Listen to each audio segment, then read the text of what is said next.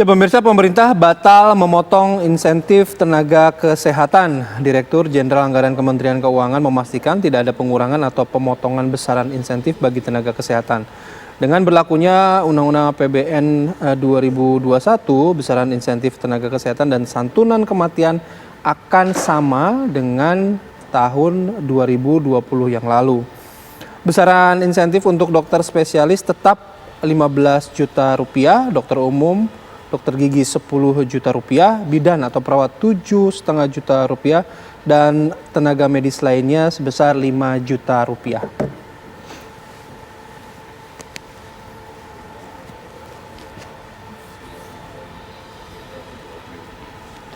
Jadi insentif tenaga kesehatan ini batal dipotong pemirsa untuk tahun anggaran 2021. Untuk membahas lebih detail, kita sudah bergabung bersama ketiga narasumber. Sudah ada Justinus Prastowo, staf khusus Menteri Keuangan bidang komunikasi strategis. Selamat pagi Pak Justinus. Assalamualaikum. Selamat pagi Mbak Ratih, Mas Bayu. Waalaikumsalam warahmatullahi wabarakatuh. Kemudian juga ada Dr. Brian Sri Prahastuti, tenaga ahli utama Kepresidenan. Selamat pagi Dr. Brian. Selamat pagi Mbak Ratih. Kemudian juga selamat pagi Mas Yus. Ya, selamat pagi dok. Pagi dokter. Baik, juga ada Dr. Slamet Budiarto, Wakil Ketua Umum PBID. Assalamualaikum, selamat pagi Dr. Slamet. Waalaikumsalam, selamat pagi. Saya mau ke Pak Justinus dulu Pak. Ini benar memang boleh dikonfirmasi, berarti tidak ada pemotongan sama sekali untuk insentif tenaga kesehatan? Ya, terima kasih Mbak Ratih dan Mas Bayu, Dr. Brian dan Dr. Slamet. Sebenarnya seperti yang disampaikan oleh Dirjen Anggaran kemarin, insentif tenaga kesehatan tetap mengikuti nominal di tahun 2020. Jadi tidak ada perubahan. Itu yang pertama. Yang kedua, pemerintah juga berkomitmen memang tidak akan melakukan pemotongan atau penyesuaian lebih rendah. Yang terjadi sebenarnya proses realokasi refocusing anggaran yang belum selesai, karena nanti itu akan menghasilkan perubahan dalam perpres, masih dalam fase diskusi dengan semua kementerian dan Pemda, maka penyusunan anggaran secara detail pun sangat dinamis. Jadi sebenarnya yang kemarin itu beredar lebih sebagai korespondensi sementara antara Menteri Kesehatan dan Menteri Keuangan dalam rangka merumuskan detail belanja kesehatan untuk 2021 ini. Jadi setelah ada surat beredar yang juga disampaikan di Komisi 9 DPR, Menkes juga sudah berkoordinasi dengan Menteri Keuangan untuk melakukan penyesuaian. Awalnya kan akan menggunakan skema yang agak berbeda, tapi diputuskan menggunakan skema lama. Jadi ini bagian dari komitmen pemerintah, dan pemerintah bahkan meningkatkan alokasi anggaran kesehatan tahun ini dari 169 triliun menjadi 254 triliun. Oke, jadi menggunakan skema lama karena memang dikritisi terlebih dahulu mengenai insentif nakes ini dipotong, atau memang sebenarnya ada rumusan tertentu yang akhirnya ya udah tidak jadi insentif nakes ini dipotong?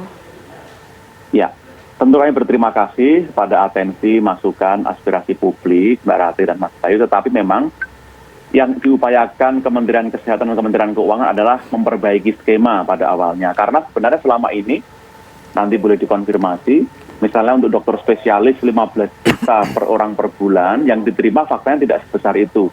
Karena penghitungannya kan menggunakan jumlah kerja per jam selama 1 bulan tersebut. Ini yang dirasakan memang menjadi kelemahan dan ingin diperbaiki supaya insentif yang diterima tenaga kesehatan lebih maksimal. Itu yang sebenarnya direncanakan.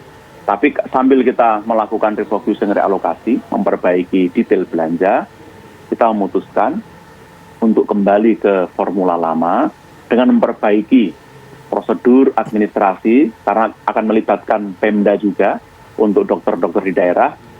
Semoga ini bisa dipastikan akan lebih cepat diterima dan dimanfaatkan oleh para nakes. Baik, saya mau ke Dokter Slamet. Dok, sudah mendengar langsung dari Pak Justinus. Satu, pertama apa respon dari ID mengenai ini? Yang kedua, apakah selama ini pemberian insentif kepada tenaga medis ini berjalan lancar dan sesuai dengan aturan yang berlaku, Dok? Ya, terima kasih. Pertama-tama kami mengucapkan terima kasih kepada Menteri Keuangan yang masih tetap menggunakan skema yang lama atau tidak menurunkan insentif untuk tenaga kesehatan. Sehingga artinya ini memberikan sedikit ketenangan kepada seluruh tenaga kesehatan.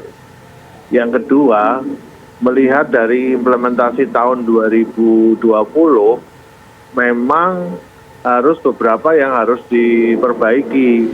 Banyak sekali di daerah-daerah itu, khususnya mereka tenaga kesehatan yang pegawai negeri, itu masuk kas daerah terlebih dahulu.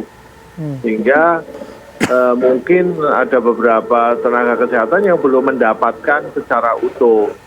Ada yang sampai sekarang sudah bulan Januari hanya dibayar sampai bulan Agustus 2020. Nah, tentunya ke depan kami berharap kepada Kementerian Keuangan untuk mengatur lebih baik, kalau perlu tidak melalui langsung kas daerah, sehingga langsung ke rekening masing-masing tenaga kesehatan.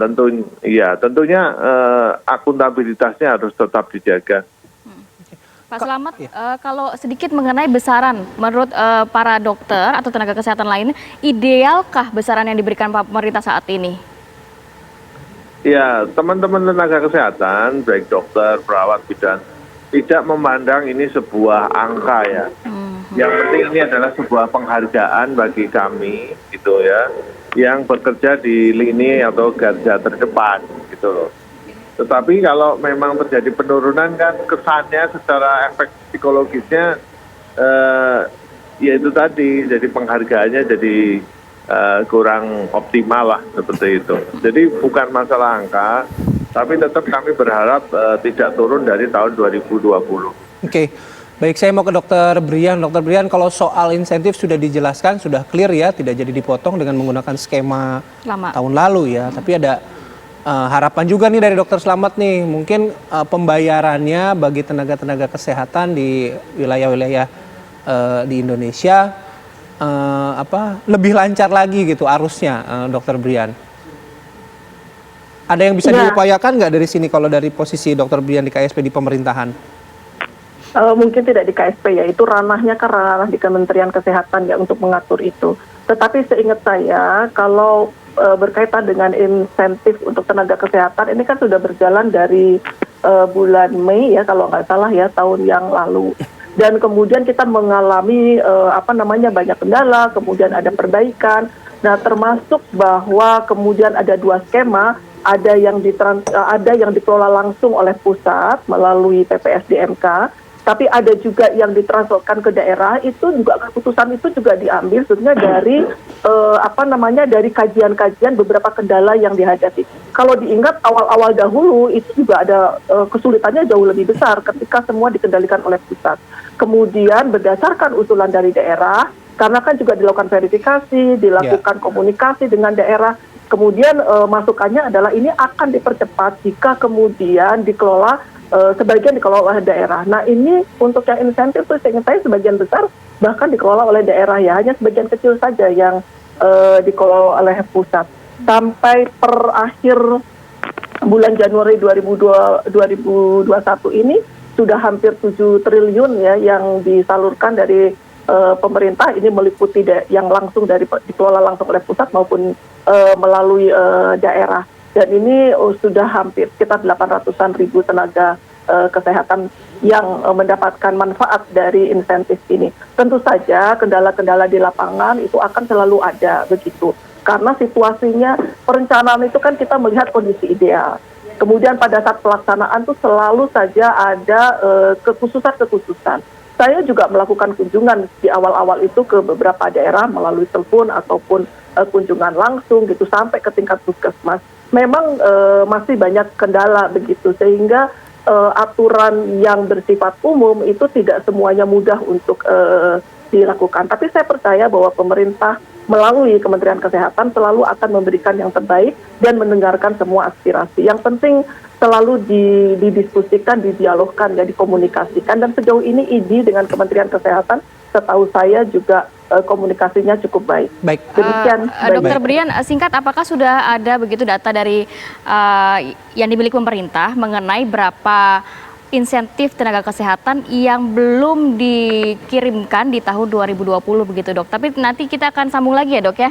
Kita harus jeda dulu sejenak, tetap bersama kami di Apa Kabar Indonesia Pagi.